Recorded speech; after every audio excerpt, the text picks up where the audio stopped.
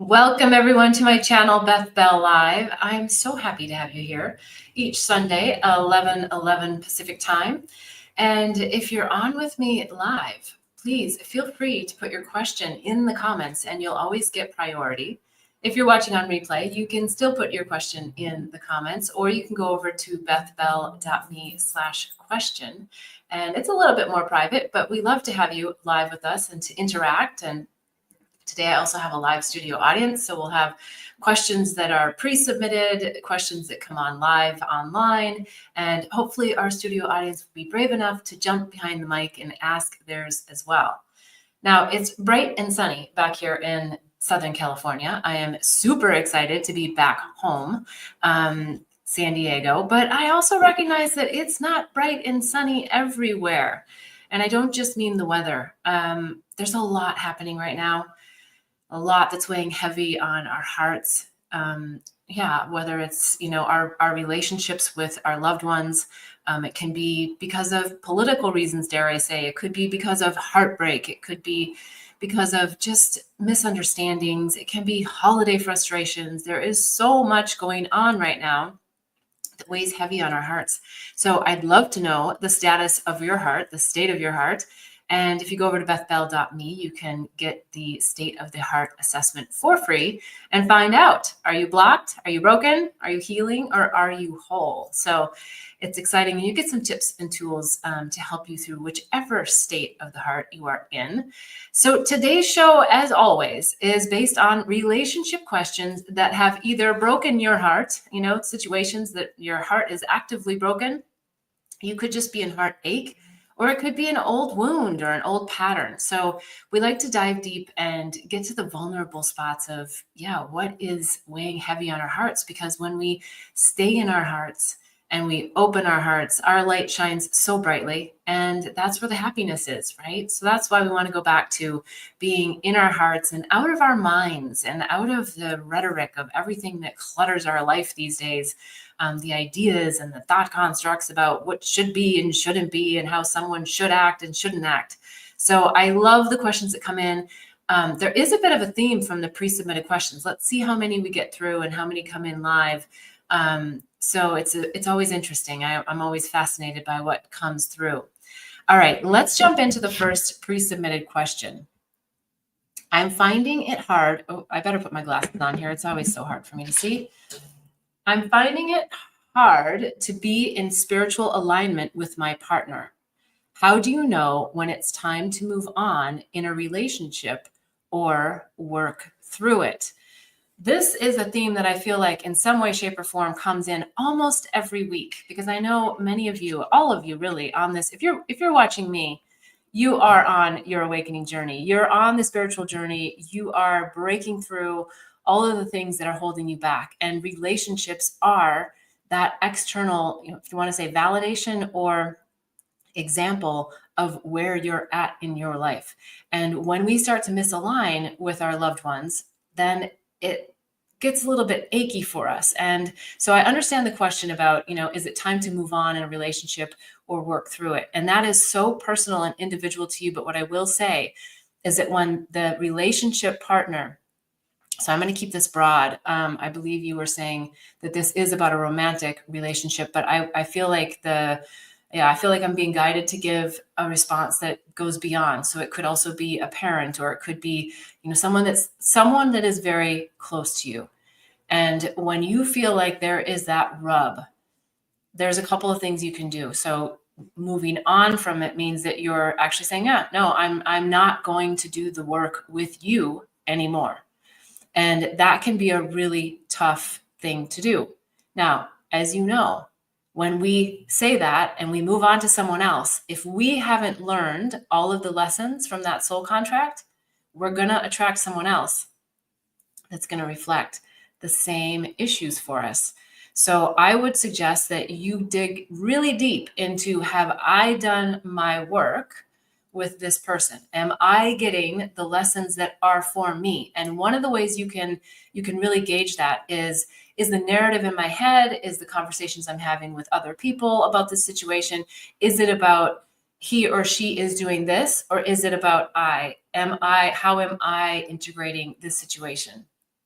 And if you're going into it's all about them, they're the ones, then I think there's still more work for you, because then we're looking at them as the issue. And what they're trying to do, any relationship, is to reflect your issue back to you. And I know sometimes that's hard because, we're like, no, I'm over this. Like, I don't want to, I've overcome this challenge. So when do you actually know to leave? When you're starting to hear yourself say, I understand that this was my lesson. I understand why I attracted this person.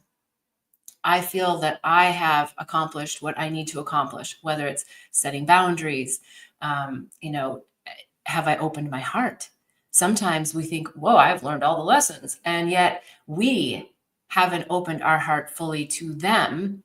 And that's also causing the problem. So I still would just say, dig deep, because I'm a big believer that you attracted someone for a really good life lesson. And so get the lesson before you get out.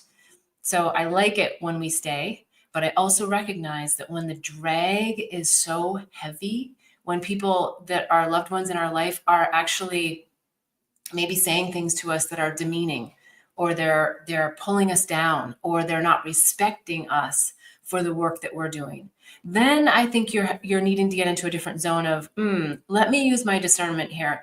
Is this person, because we're at such a different vibrational match, are they helping me learn my lesson, or are they dragging me down into their lesson or, their shit?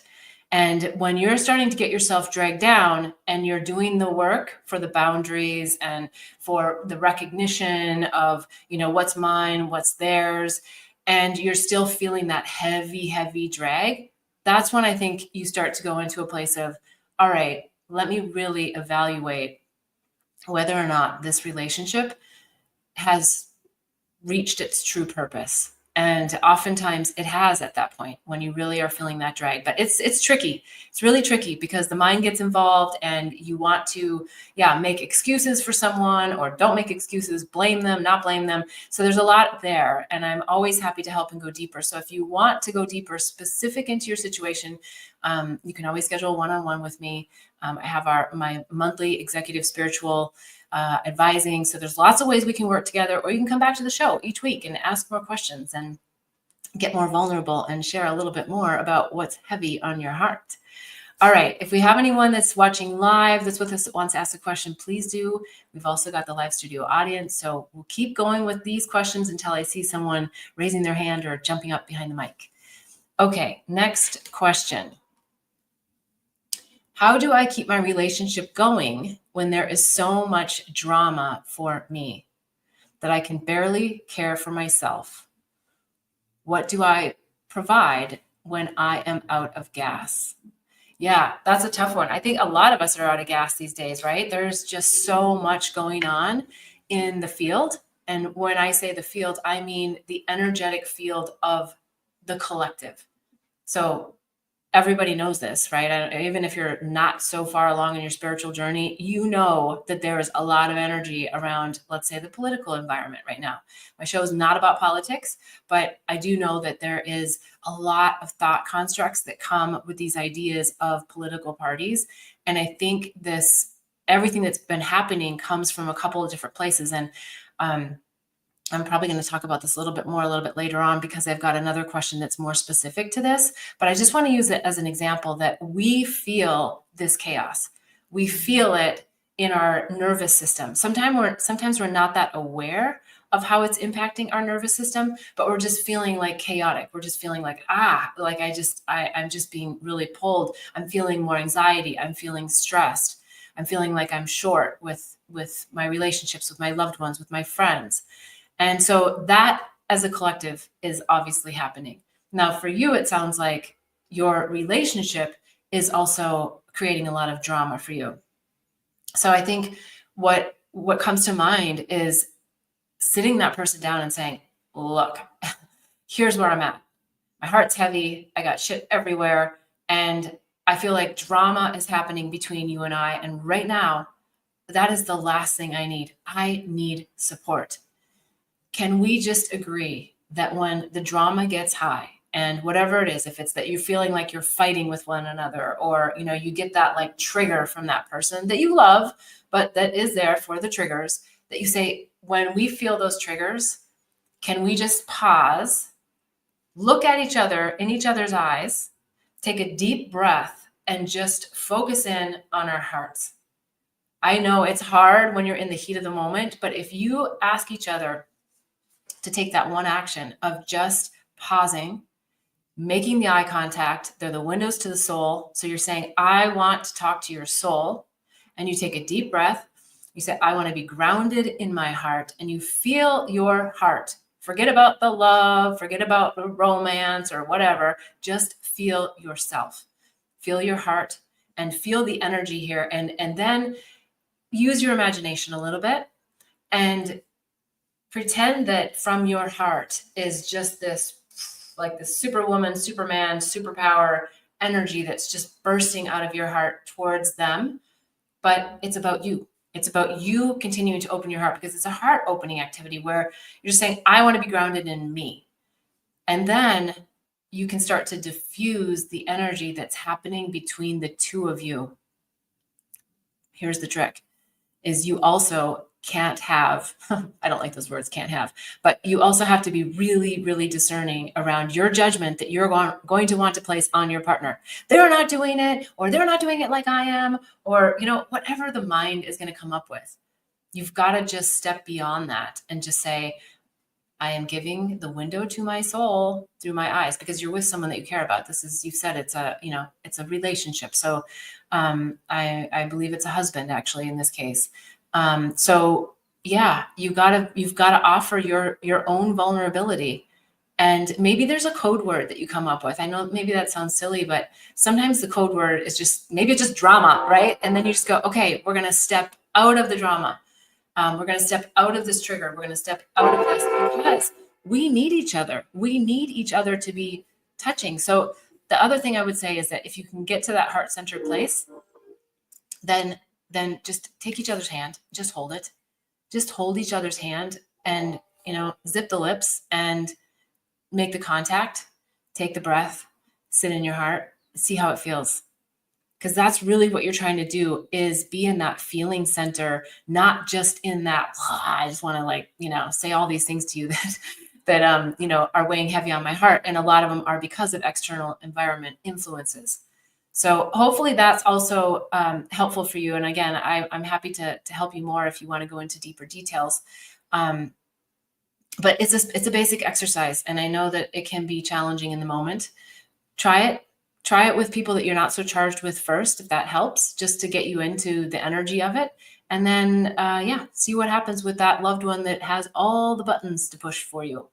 And you're going to get through it. I think that this is the beauty of the chaos of this time right now, is that we are on, and it doesn't have to be about speed, but we're on fast forward for breaking through the minutia of what's out there and what's within us. So let's just look at it very positively, that this is a great time to work through and bust through a lot of energy that has been weighing heavily on us as humanity for a long time. All right. So I so appreciate that question and the vulnerability.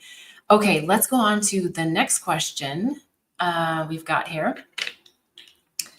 I'm dating someone new, and while we are madly in love, albeit new love, he still has ties to previous girlfriends. I want someone who has cleaned up his past and is ready to be 100% in with me.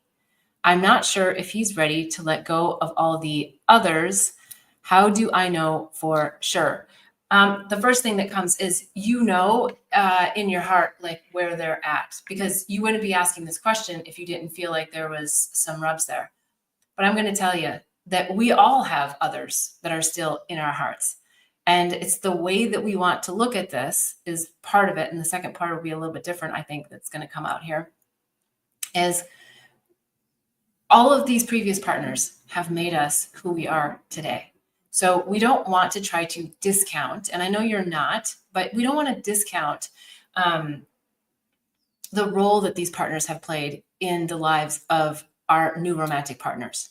I think the most important part is to talk about it, right? So if you're really, really, really triggered by your partner having relationships with others, then I think there's an element of that you really want to look at and say, hey, wait, is this my shit? Is this mine? And it gives such a great opportunity to have open communication when you're still really, really new in the relationship. And if your partner isn't able to communicate with you, then that's, I think, a bigger reason to dive deeper into this than it is to just be like, oh, they're still in contact with others, right? So getting in there and saying, honey, when you're having this situation or you're having this conversation, it's making me feel like you're still, connected to them in a way that is not helping our connection and our relationship. Would you be able to share a little bit more with me what that conversation is and what your ties are and how you're feeling about that? And look, it's a new relationship, so they may not feel comfortable talking about that, and that's understandable, but at least you're saying what's on your mind and giving them an opportunity to really say what's on theirs. And I don't mean it from a judgment standpoint that you judge them like, oh, they weren't able to do this or they weren't able to communicate. No, but it's going to give you an idea of where are they in their ability to communicate and where are they in their processing of those other partners. Because if there's really nothing romantic or, nothing that's really happening, they should be really willing to share with you some of those details, because that's just human nature that we are able to do that if they can communicate. So I just think you're going to learn a lot from this situation. And I also would caution getting too judgmental about anything that comes forward, because they're going to give you, if they're willing to talk, they're going to give you so much information from those previous relationships that's going to either help build the foundation and catapult yours, or say, you know what, done early, and you don't have to go through all the drama. So I actually really like that this question's coming in, because I think sometimes we just want to say they need to be done. And yeah, we want them to be done. But a lot of times they don't have the toolbox. The second part of this is that it's so important that you do not try to heal their past relationships for them in any way. You have to let them choose to heal those relationships. If they choose not to, consciously uncouple, if they haven't already, or choose not to actually want to share with you or do their own work, get out. You don't have much invested at this point. So if they're not willing to share, they're not willing to go into details. And I don't mean like every little detail. I mean, like, if they're not willing to talk about the lessons, they're not willing to talk about, hey, what did I learn from being in that last relationship?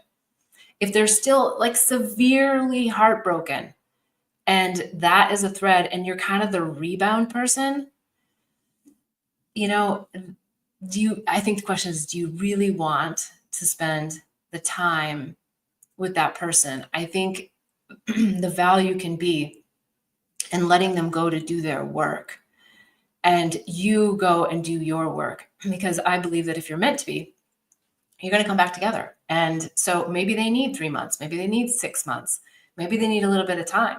And if they jump into some other relationship, let them go, let them do that, because they're not ready. They're wanting to mask or numb what happened in a previous relationship by just being in a new romance. And you don't want that. You don't want that. You've done the work. You've done all this work. Your heart's open. You're ready to be in a relationship. At least that's what I'm feeling for this person that's asked the question. So be soft on yourself and be soft on them, and use it as this great tool to understand a little bit more about them and a little bit more about like what actually happened with them in these previous relationships.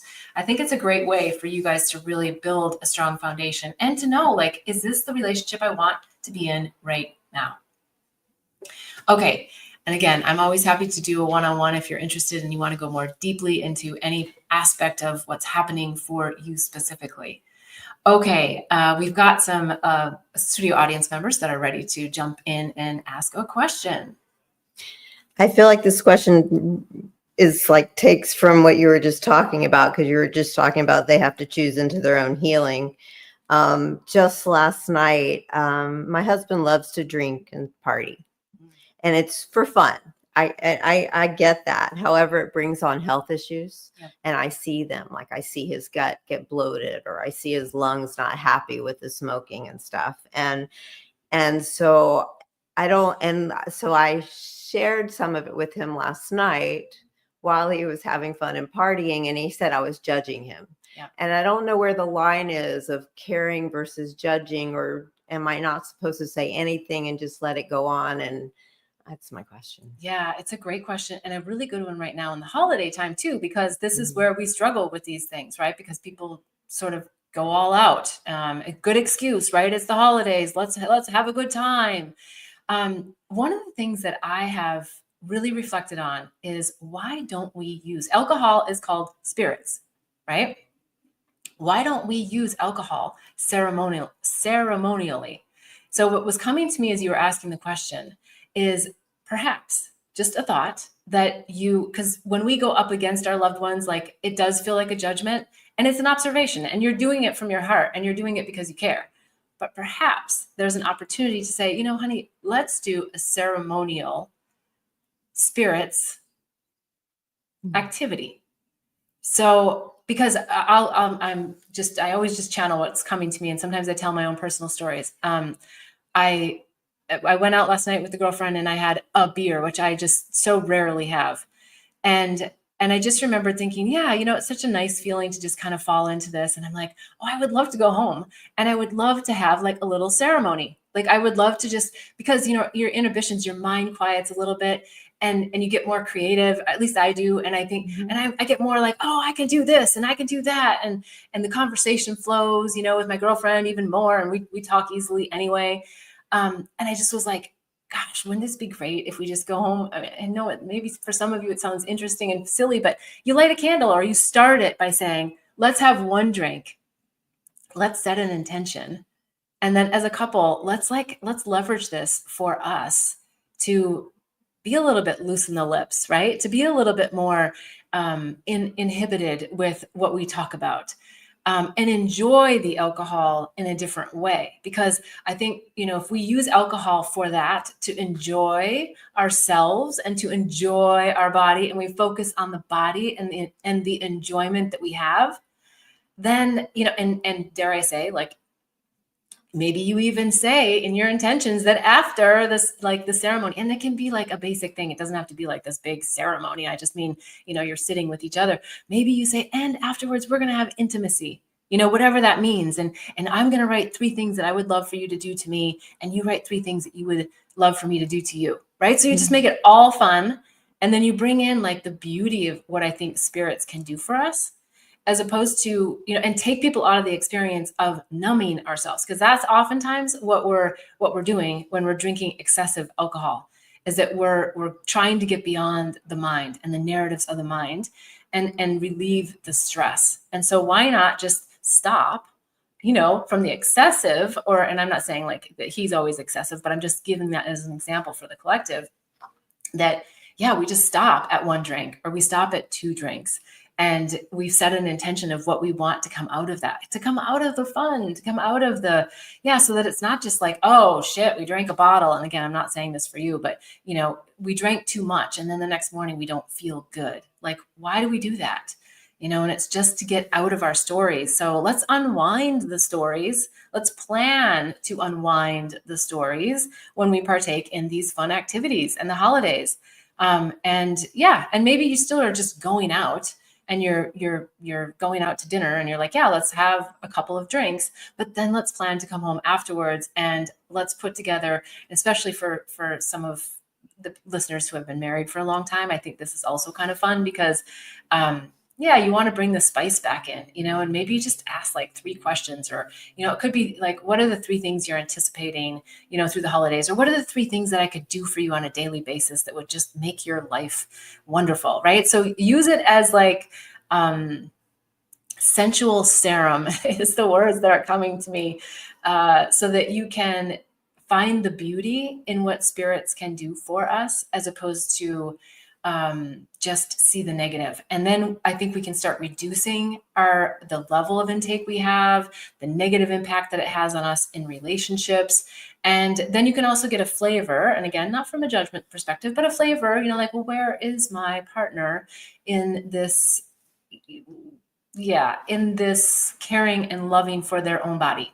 Are they willing to expand a little bit, to be in a new paradigm, right? And if they're like, no, I'm just going to go out and drink, then, then I think there's bigger conversations that can take place. But I don't feel that for you. I feel like there's some really fun things that you can throw out there that are going to change the dynamic of this conversation and actually accentuate the beauty of what spirits can do without going overboard and numbing the mind, because we know the next morning the mind is right back on track and the tapes start playing with a vengeance. So why not use the spirits to unravel a lot of those ideas and thoughts that are stressful for us and come up with creativity and things that we know we can do. We've all had those experiences while drinking. I think that we think we're Superman and Superwoman, but the next morning it changes. So I think we can use it to actually be our innately superhuman self. Is that helpful? Very much so, yes. Okay, great. Yay. I love that question. It's such good timing. All right, we'll go with another one here. And I'm happy if you have more questions, you can stay in the hot seat if you want. All right. So another question is, I've been in a relationship for 4 years and I adore my partner in many ways. Now I feel worried that I might be settling. Is that normal after all these years? I feel like we had a very similar question last week, but I never quite remember what actually gets answered because I'm just channeling from my higher self, through yours, and whatever insights that are supposed to come through. So what a theme we've got, right? This is the theme I think about, like relationships, like, do we stay or should we go now? Right? There's a song about that. And it's so personal to you and so personal to the growth. I don't know if your emphasis on the 4 years, is weighing heavy on your heart. I don't know.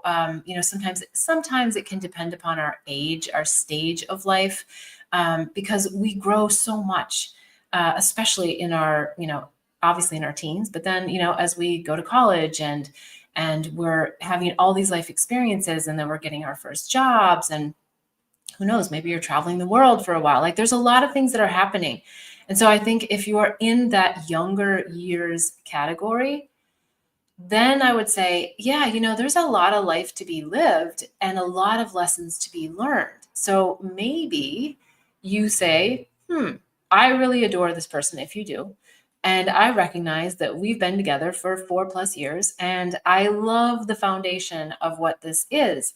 And perhaps together you come up with a list of things that you feel are just super strengths of the relationship that you have with each other, and the things that it's actually helped you understand about yourself and about life. And then this is where it might get a little bit tricky, and your partner's got to be willing. I would put together a list of things that you say, these are things I would like to explore in life. These are my dreams. These are the things that I feel like I would like to experience, and just like go all out there. Doesn't mean you're going to do them. It could be that you want to travel for a year.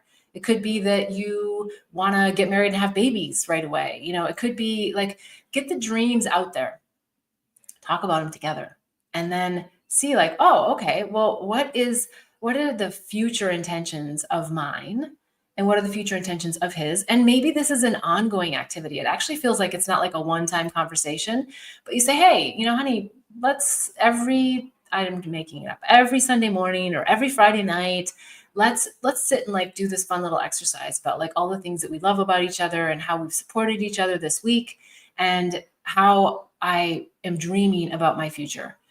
And, because we don't communicate like that these days for some reason, I just feel like we just kind of keep going on this journey of life, and we start dreaming in a direction, but we don't always talk to our partner about it. And they're dreaming in another direction. And then one day we wake up and we say, wait, we're kind of in 2 different directions.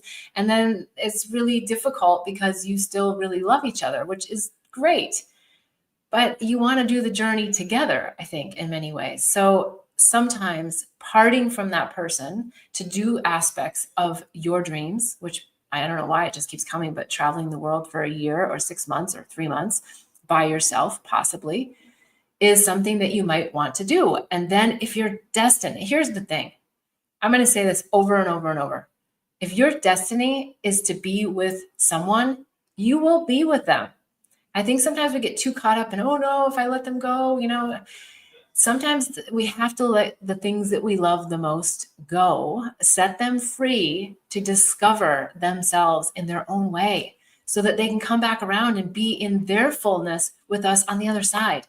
So don't be scared of this letting go. I think that's really the message here, is that we want to make sure that we can let them go and do their journey, and that we can let ourselves go to do our journey, and know that if our intention is to want to be back together, we can express that, and we can keep the communication lines together so that we can have communication during it. Or maybe we don't, and maybe we say, hey, go explore, be with other people, and maybe you set boundaries, like, well, you can go on a date, or you can have conversations, or whatever that is that you are both comfortable with. You can kiss someone or you can't, or whatever. So again, I'm feeling like this question is oriented towards someone who's younger and in their earlier years of relationships. So I'm orientating the insights I'm receiving towards that.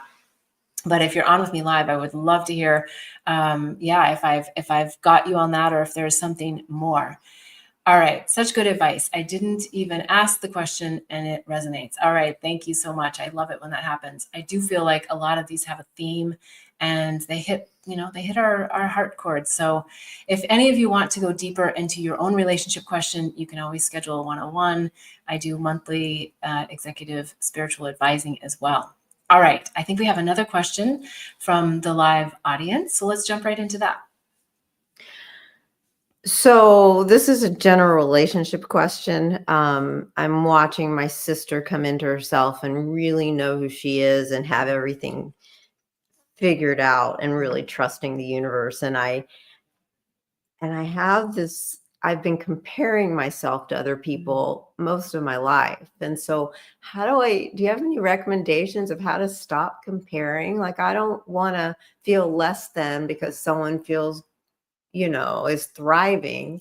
And there's a piece of me that doesn't know how to change the dynamics of that relationship. Yeah, I understand that quandary, because it's so interesting how sometimes, like, using a slightly different example, when someone's really happy, sometimes it's hard to be happy, and then you're really happy and then they're not. And it's like, why can't this just always be on the same trajectory? So like we're both, in our full flow doing our expansion at the same time.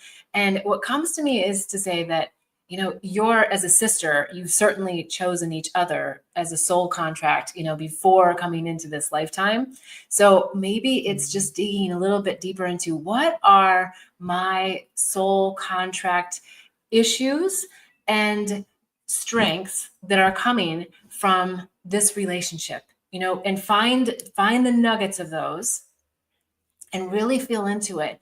Because then I think you can get into a space with her that there's, she can be flying high and you can be super low, and you can both support each other in this beautiful way. And the opposite, when you're flying high and she's flying low. And I'm not saying you're flying high or low right now. I'm just using it as an example of just feeling that little offness, because sometimes, like, even with dear friends, like, we've worked so hard in our life, and then sometimes they get a win and we're like, oh man, I needed the win.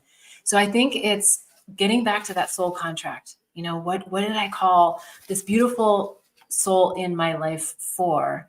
And especially when they're family members like this, assuming that you grew up in the same household, you have the same programs. You got instilled with the same programs about how we navigate life. And sometimes each other breaks through a program before another, or after another, or at the same time. And sometimes that's the rub, is that you feel like, oh, they got through that hurdle, or they jumped that hurdle, and I'm still back there. And if you can identify what the hurdle is, maybe you could say, hey, and so help me get through that hurdle too, right? And that takes some vulnerability. And also, what I really love about this is that I look at other people in relationships as having energetic templates. So if you can feed off of whichever template she's demonstrating to you. So I'm just going to use this as an example. It may not be this, but so like if one person is making more money than the other, then feed off of that wealth template in a really positive way. I'm not saying suck off of it, right? You're not dragging it from them. You're feeding off of it. You're saying, wow, let me look at what they're demonstrating. Maybe it's in their body language. It's a different level of confidence. Whatever the template is, just get really, really curious about finding the nuances of the template, and then just ask spirit to just give you the template. Because you have this close connection, I think we can blow up ideas, and we can also take on these templates of things that help catapult us.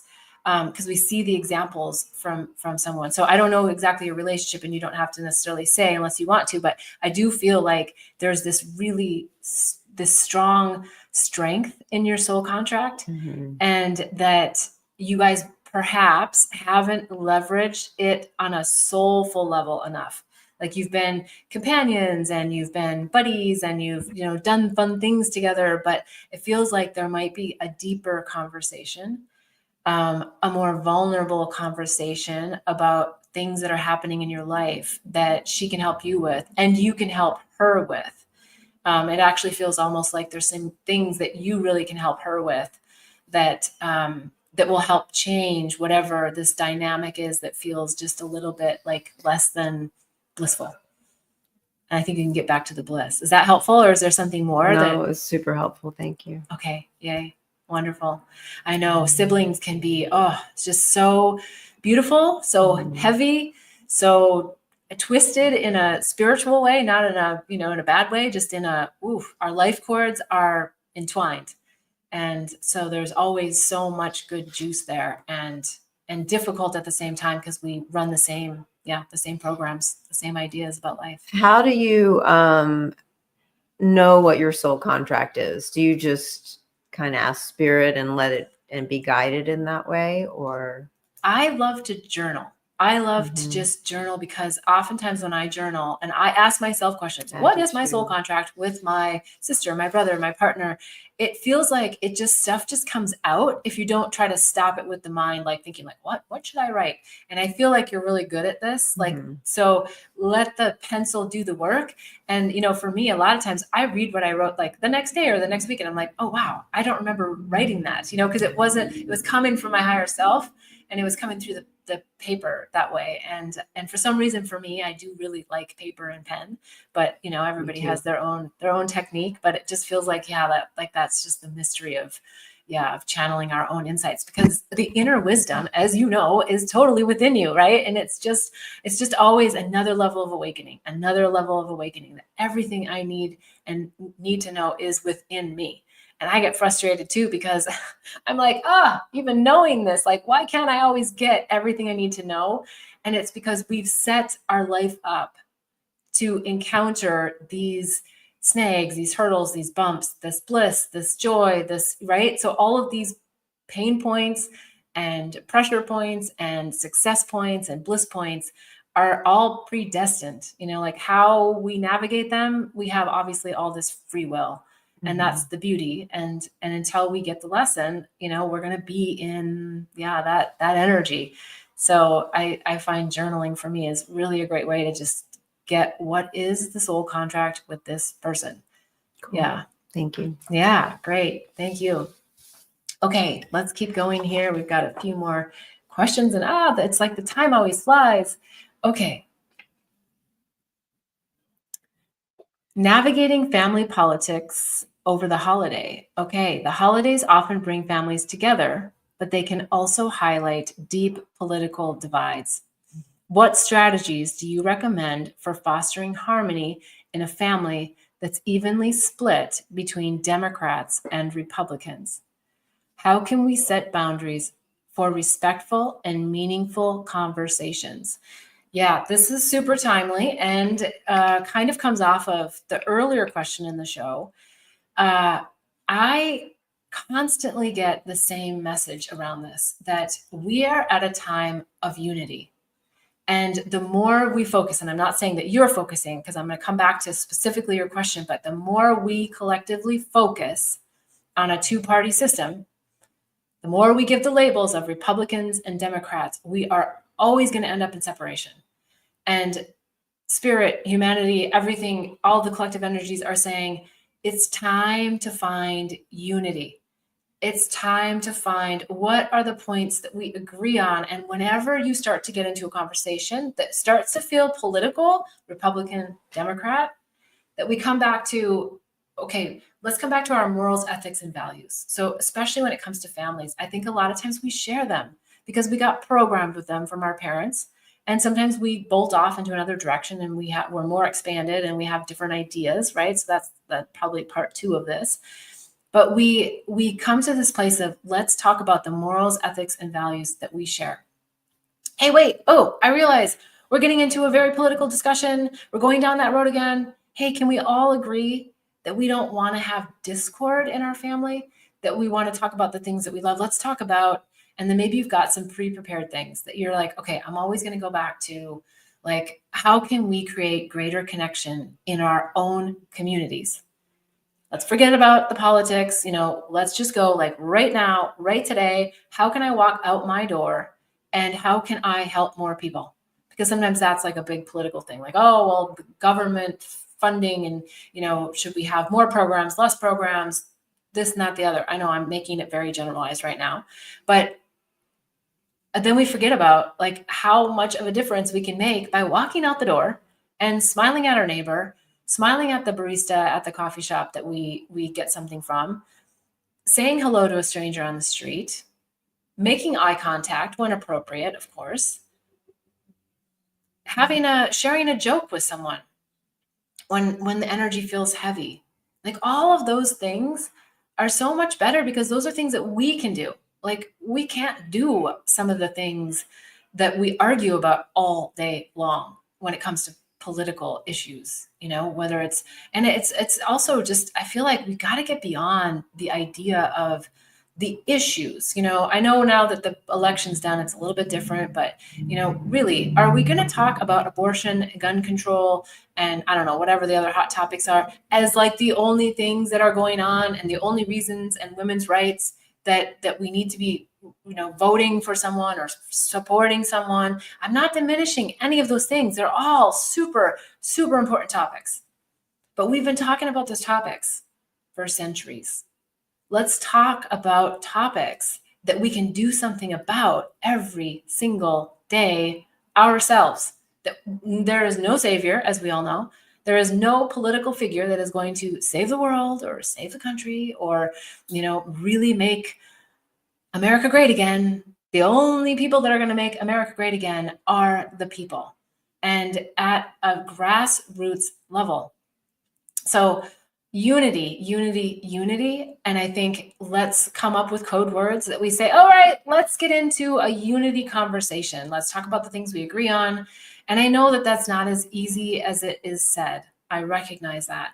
But I think knowing you, that you can actually bring that levity because of the strength of who you are and the expansiveness that you have in your own mind. And so any viewer on this show, I have a feeling, is deeply in their spiritual journey and wanting to expand their consciousness, which means that we have to unravel some of the ideas of the mind. We have to unravel some of the social thought constructs that are out there that people abide by because they think that this is the way that it works. And the universe, humanity, the energies that be, they all are saying, this is the most beautiful, chaotic time to change. No one seems to like change, but change can be so beautiful. So maybe that's the point too, is that let's talk within our family system about how can we help each other overcome the fear of change. Take it off the topic, but just like, hey, we know that there's change coming. When I'm fearful, hey, anybody else in my family have any ideas of what I can do? Because then you get to the vulnerable places of like helping each other as opposed to hurting each other with views that you already know all the things you don't agree on. So why keep talking about them? So find the things like, how can I support you? Gosh, I hear you, which does not mean I agree with you. I hear you. How can I help support you with that fear? Or with how would you express what you just said in an emotion? Like, how does it make you feel? Do you feel fear? Do you feel anxiety? Do you feel, how can I help you with that emotion? Right. So then you're getting to the core of what the issue is, or the core of the issue as far as like the emotion, not the actual, issue in the topic. Hopefully that is helpful. If not, I'm always open to comments and feedback. So please write in the comments below.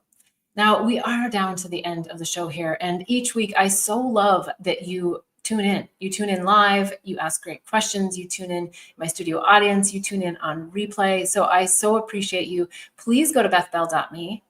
There's so many resources there. You can ask questions on bethbell.me/question. You can do the state of the heart assessment, find out where your heart is.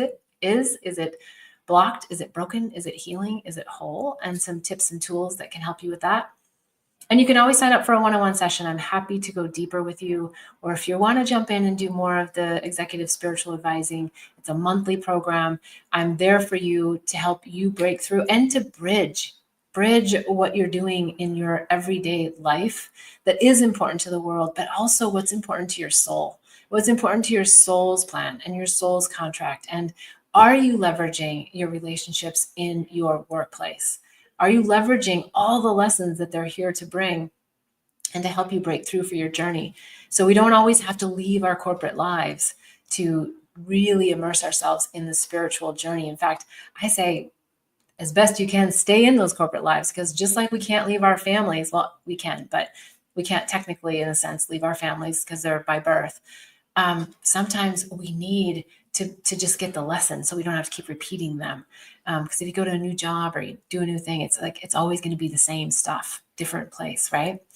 Okay. I so appreciate you. Yes, thank you, Rika. I appreciate you being here online live, and I look forward to seeing you again next week, every Sunday, 11:11 Pacific time. I'd love to see you here. And until then, wishing you much bliss and love on the journey. Namaste.